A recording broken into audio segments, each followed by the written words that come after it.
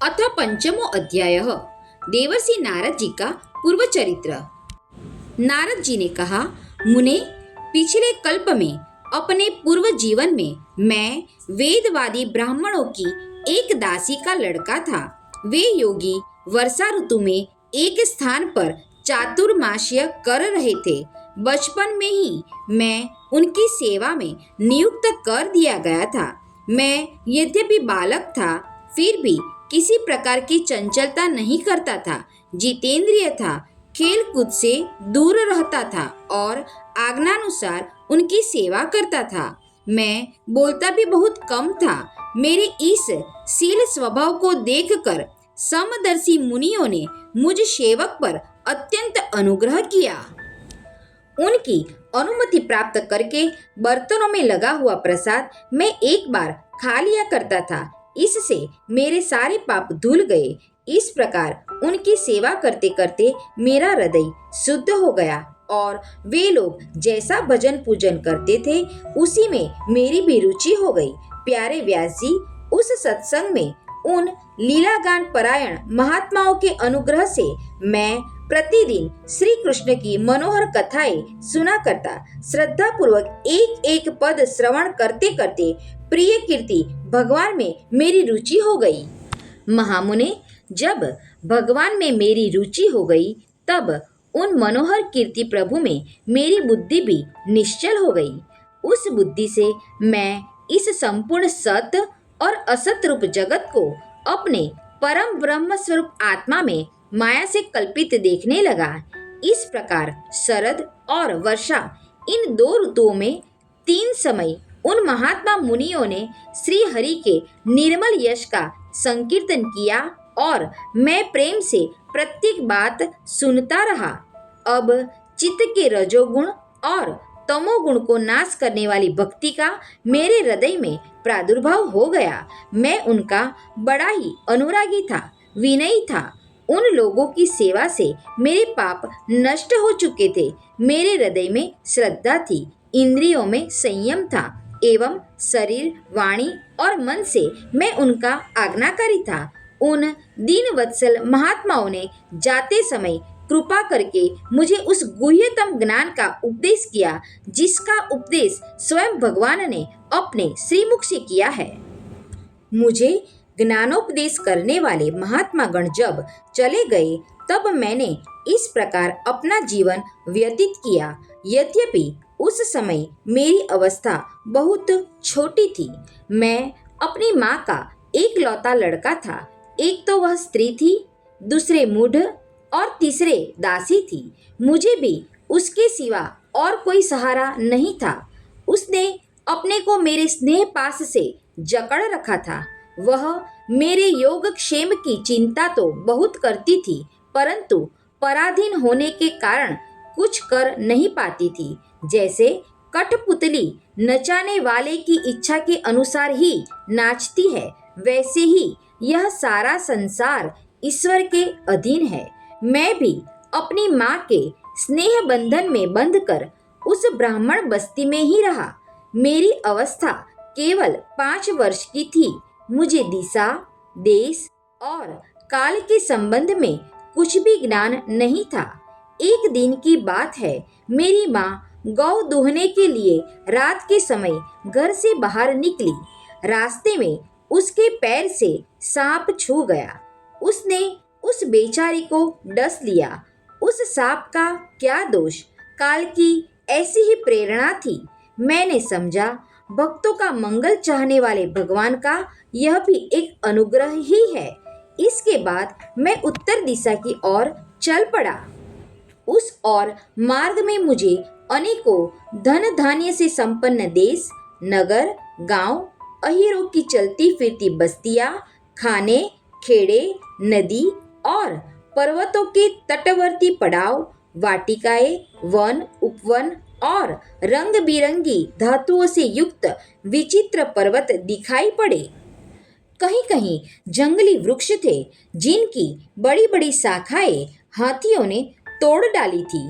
शीतल जल से भरे हुए जलाशय थे जिनमें देवताओं के काम में आने वाले कमल थे। उन पर पक्षी तरह तरह की बोली बोल रहे थे और भौरे मंडरा रहे थे। यह सब देखता हुआ मैं आगे बढ़ा। मैं अकेला ही था। इतना लंबा मार्ग तय करने पर मैंने एक घोर गहन जंगल देखा। उसमें नरकट, बांस, सैठा, कूश, कीचक आदि खड़े थे।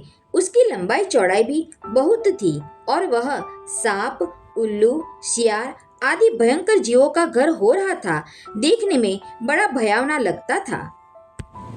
चलते चलते मेरा शरीर और इंद्रियां शिथिल हो गई। मुझे बड़े जोर की प्यास लगी। भूखा तो था ही। वहां एक नदी मिली। उसके कुंड में मैंने स्नान, जलपान और आचमन किया। इससे मेरी थकावट मिट गई। उस विजन वन में एक पीपल के नीचे आसन लगाकर मैं बैठ गया। उन महात्माओं से जैसा मैंने सुना था, हृदय में रहने वाले परमात्मा के उसी स्वरूप का मैं मन ही मन ध्यान करने लगा। भक्ति भाव से वशीकृत चित्त द्वारा भगवान के चरण कमलों का ध्यान करते ही भगवत प्राप्ति की उत्कट लालसा से मेरे नेत्रों में आंसू छलछला आए और हृदय में धीरे धीरे भगवान प्रकट हो गए। व्यास जी, उस समय प्रेम भाव के अत्यंत उद्रेक से मेरा रोम रोम पुलकित हो उठा। हृदय अत्यंत शांत और शीतल हो गया। उस आनंद की बाढ़ में मैं ऐसा डूब गया कि मुझे अपना और ध्येय वस्तु का तनिक भी भान न रहा। भगवान का वह अनिर्वचनीय रूप समस्त शोकों का नाश करने वाला और मन के लिए अत्यंत लुभावना था। सहसा उसे न देख मैं बहुत ही विकल हो गया और अनमनासा होकर आसन से उठ खड़ा हुआ। मैंने उस स्वरूप का दर्शन फिर करना चाहा, किंतु मन को हृदय में समाहित करके बार बार दर्शन की चेष्टा करने पर भी मैं उसे नहीं देख सका। मैं अतृप्त के समान आतुर हो उठा। इस प्रकार निर्जन वन में मुझे प्रयत्न करते देख स्वयं भगवान ने, जो वाणी के विषय नहीं है, बड़ी गंभीर और मधुर वाणी से मेरे शोक को शांत करते हुए इसे कहा, निष्पाप बालक, तुम्हारे हृदय में मुझे प्राप्त करने की लालसा जागृत करने के लिए ही मैंने एक बार तुम्हें अपने रूप की झलक दिखाई है। मुझे प्राप्त करने की आकांक्षा से युक्त साधक धीरे धीरे हृदय की संपूर्ण वासनाओं का भली भांति त्याग कर देता है। खेद है कि इस जन्म में तुम मेरा दर्शन नहीं कर सकोगे। जिनकी वासनाएं पूर्णतया शांत नहीं हो गई है, उन अधकचरे योगियों को मेरा दर्शन अत्यंत दुर्लभ है। अल्पकालीन संत सेवा से ही तुम्हारी चित्त वृत्ति मुझ में स्थिर हो गई है। अब तुम इस प्राकृत मलिन शरीर को छोड़कर मेरे पार्षद हो जाओगे। मुझे प्राप्त करने का तुम्हारा यह दृढ़ निश्चय कभी किसी प्रकार नहीं टूटेगा। समस्त सृष्टि का प्रलय हो जाने पर भी मेरी कृपा से तुम्हें मेरी स्मृति बनी रहेगी। आकाश के समान अव्यक्त सर्वशक्तिमान महान परमात्मा इतना कहकर चुप हो रहे। उनकी इस कृपा का अनुभव करके मैंने उन श्रेष्ठों से भी श्रेष्ठतर भगवान को सिर झुकाकर प्रणाम किया। तभी से मैं लज्जा संग को छोड़कर भगवान के अत्यंत रहस्यमय और मंगलमय मधुर नामों और लीलाओं का कीर्तन और स्मरण करने लगा। स्पृहा और मद मत्सर मेरे हृदय से पहले ही निवृत्त हो चुके थे। अब मैं आनंद से काल की प्रतीक्षा करता हुआ पृथ्वी पर विचरने लगा। व्यास जी, इस प्रकार भगवान की कृपा से मेरा हृदय शुद्ध हो गया, आसक्ति मिट गई और मैं श्री कृष्ण परायण हो गया। कुछ समय बाद जैसे एकाएक बिजली कौंध जाती है, वैसे ही अपने समय पर मेरी मृत्यु आ गई। मुझे शुद्ध भगवत पार्षद शरीर प्राप्त होने का अवसर आने पर प्रारब्ध कर्म समाप्त हो जाने के कारण 5 भौतिक शरीर नष्ट हो गया। कल्प के अंत में जिस समय भगवान नारायण प्रलयकालीन समुद्र के जल में शयन करते हैं, उस समय उनके हृदय में शयन करने की इच्छा से इस सारी सृष्टि को समेटकर ब्रह्मा जी जब प्रवेश करने लगे, तब उनके श्वास के साथ मैं भी उनके हृदय में प्रवेश कर गया। एक सहस्त्र चतुर्युगी बीत जाने पर जब ब्रह्मा जगे और उन्होंने सृष्टि करने की इच्छा की, तब उनकी इंद्रियों से मरीचि आदि ऋषियों के साथ मैं भी प्रकट हो गया। तभी से मैं भगवान की कृपा से वैकुंठ आदि में और तीनों लोकों में बाहर और भीतर बिना रोक टोक विचरण किया करता हूँ। मेरे जीवन का व्रत भगवत भजन अखंड रूप से चलता रहता है।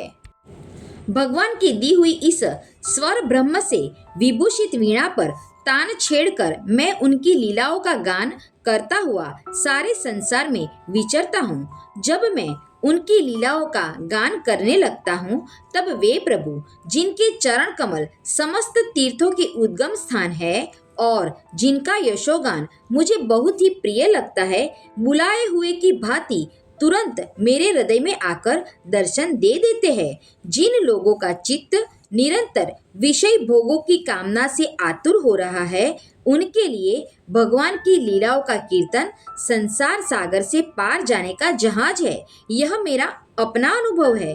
काम और लोभ की चोट से बार बार घायल हुआ हृदय श्री कृष्ण सेवा से जैसी प्रत्यक्ष शांति का अनुभव करता है, यम नियम आदि योग मार्गों से वैसी शांति नहीं मिल सकती। काम और लोभ की चोट से बार बार घायल हुआ हृदय श्री कृष्ण सेवा से जैसी प्रत्यक्ष शांति का अनुभव करता है, यम नियम आदि योग मार्गों से वैसी शांति नहीं मिल सकती।